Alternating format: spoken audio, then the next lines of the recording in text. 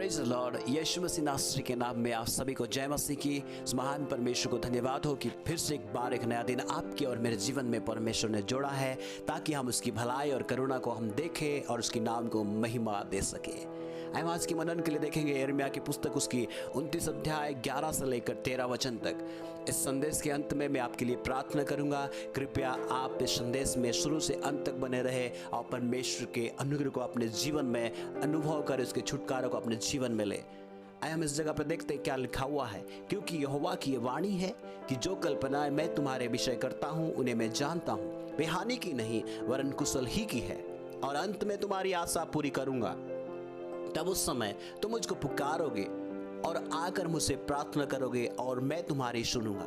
तुम मुझे ढूंढोगे और पाओगे भी, क्योंकि तुम अपने संपूर्ण मन से मेरे पास आओगे।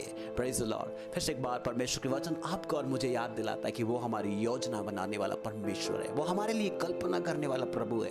वो हमारे लिए जो भी कल्पनाएं करता है, जो भी योजना बनाता है, उस योजनाएं हानि की नहीं है, वो योजना नुकसान करने के लिए नहीं है, वो योजना नाश करने के लिए नहीं है, बल्कि कुशल ही की है और अंत में हमारी आशा को पूरा करने वाला परमेश्वर है। इस वचन के द्वारा परमेश्वर आपसे फिर से एक बार कहता है कि आपकी आशा पूरी होंगी। आपकी जो भी आशाएं है पूरा करने वाला परमेश्वर है। इस समय में आपकी योजनाएं, आपकी आशाएं टूटते जा रही होंगी। यदि आपकी आशाएं टूट रही है, आपकी आशा पूरी होते होते टूट जा रही है, समझ में नहीं आ रहा है क्या हो रहा है, समझ में नहीं आ रहा है किसी भी बात को लेकर, आपको लगता है एक आशा बन जाती कि अब तो होगा, लेकिन कुछ देर के बाद वो आशा फिर से टूट जाती है। कई बार आपकी योजनाएं टूट जाता है, कई बार आपकी योजनाएं सफल नहीं होता है। परमेश्वर के वचन फिर से एक बार कहता है आपसे, आप निराश ना होइए, परमेश्वर के नजदीक में आए। आप हताश ना होइए, आप टूटे नहीं, अपने आप को परमेश्वर के नजदीक में लेकर आए, क्योंकि वो स्वर्ग और पृथ्वी को बनाने वाला परमेश्वर है, आपका और मेरा सृजनहार परमेश्वर है। वो कहता है कि वो आपके लिए और मेरे लिए प्लान करता है, योजना बनाता है, कल्पनाएं करता है।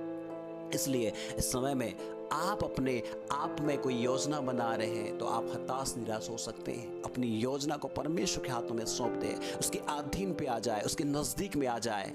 परमेश्वर आपके जीवन में आपकी आशाओं को, जो परमेश्वर के वचन के आधार पे है, पूरी करेंगे। आपके बातों को परमेश्वर अपने महिमा के द्वारा संपूर्ण करेंगे। और इस समय में हम देखते हैं 12 वचन में लिखा है, तब उस समय तुम मुझको पुकारोगे। जब हम उसके नजदीक में जाते हैं, उसे पुकारते हैं, आकर मुझसे प्रार्थना करोगे और मैं तुम्हारी सुनूंगा। प्रार्थना करेंगे, उसके नजदीक में जाते हैं, पहले उसके अपनी योजनाएं, अपनी सारे बातों को उसमें सौंप देते हैं। उस समय आप जब पुकारते हैं, वो आपकी सुनेगा और आपकी हर एक प्रार्थना को सुनने वाला परमेश्वर कहता है। इसलिए आप उसे पुकारें, उसे प्रार्थना करें, आपकी भरोसा उस पर हो जाए, आपकी निर्भरता उस परमेश्वर पे हो जाए। कोई इंसान, कोई व्यक्ति पर नहीं, कोई ताकत पर नहीं, उस महान परमेश्वर, सर्वशक्तिमान परमेश्वर हो जाए। 13 में लिखा हुआ है, तुम मुझे ढूंढोगे और पाओगे भी, क्योंकि तुम अपने संपूर्ण मन से मेरे पास आओगे। जब हम संपूर्ण मन से उसके पास जाते हैं, परमेश्वर की अनुभव, परमेश्वर की उपस्थिति आपके जीवन में होगा और आप परमेश्वर को अपने जीवन में पाएंगे। प्रभु यीशु मसीह आपके जीवन को अपनी सामर्थ्य से भरेंगे। इस समय में हम देखते हैं कि मनुष्य का पुत्र खोए को ढूंढने और उनका उद्धार करने आया है। आपको ढूंढने के लिए परमेश्वर आया। लूका 19:10 में हम देखते हैं। इसलिए आप जब परमेश्वर के नजदीक जाते हैं तो अपने आप को ये पाएंगे कि आप खोए हुए थे और परमेश्वर को आप मिले और परमेश्वर आपको मिला है। इसलिए फिर से एक बार कहना चाहता हूँ कि आप किसी भी बात की चिंता ना करें, उस पर भरोसा करें, उस परमेश्वर में आशा लगाए, जो आपके लिए योजना बनाता है, जो आपकी आशा पूरा करने में है, जो आपको कह रहा है कि मुझे पुकारो और मुझे प्रार्थना करो। उसके करीब जाने के बाद वो आपकी सुनेगा। वो कह रहा है कि जब हम उसके पास जाएंगे तो हम परमेश्वर को अपने जीवन में अनुभव करेंगे और हमारे जीवन की हर एक बातों को जानने वाला परमेश्वर है। संपूर्ण मन से उसके पास आए, संपूर्ण मन से उसके पास आए। आपकी आशाएं पूरा करने वाला परमेश्वर है। आपकी निराशाओं को परमेश्वर दूर करने वाला परमेश्वर है। आप यदि कोई भी बात को लेकर चिंतित है, निराश से, आपकी आशा पूरी नहीं हो रही है, तो मैं आज कहना चाहता हूँ, परमेश्वर जो सर्वशक्तिमान प्रभु है, आपकी ओर अपनी नज़र रखा है, आपकी ओर अपने प्यार को रखा है, आपकी ओर अपनी कल्पनाओं को रखा है। इस समय में आप उठे और परमेश्वर की इस योजना के अधीन हो जाए, परमेश्वर के वचन के अधीन हो जाए, अपने आप को इस परमेश्वर के अधीन में लेकर आए। परमेश्वर आपकी सुनेगा और वो आपके जीवन में महान काम करेंगे। प्रभु यीशु मसीह के नाम में आप सभी को परमेश्वर का वचन आशीषित करे। आमीन। मैं आपके लिए प्रार्थना करना चाहता हूँ। सर्वशक्तिमान परमेश्वर यीशु मसीह के नाम में हम आपसे प्रार्थना करते हैं। पिता, आपकी दया और आपकी अनुग्रह पिता इस समय सुनने वाले हर एक भाई बहनों के जीवन में होने पाए, हर एक तेरे दासों के जीवन में होने पाए, हर एक तेरे बच्चों पे होने पाए।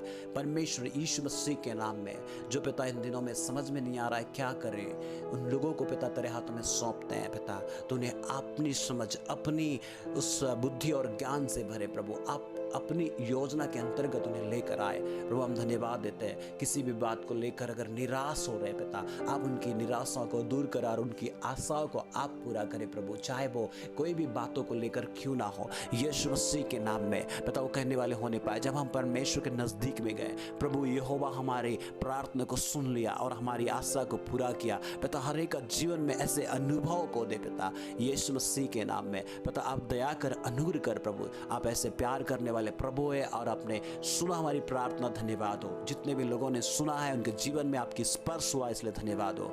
धन्यवाद पिता, आपने परमेश्वर पिता दया को दिखाया, इसलिए यीशु मसीह के नाम में इस प्रार्थना को मांगते हैं। आमीन। God bless you. प्रभु आपको आशीष दे। यदि आप पहली बार सुन रहे हैं तो आप सब्सक्राइब करें ताकि परमेश्वर के वचन आप तक पहुंचते रहे और आप आशीषित होते रहे। और हम हर एक सब्सक्राइब करने वालों के लिए प्रार्थना करते रहते हैं। आमीन। Thank you.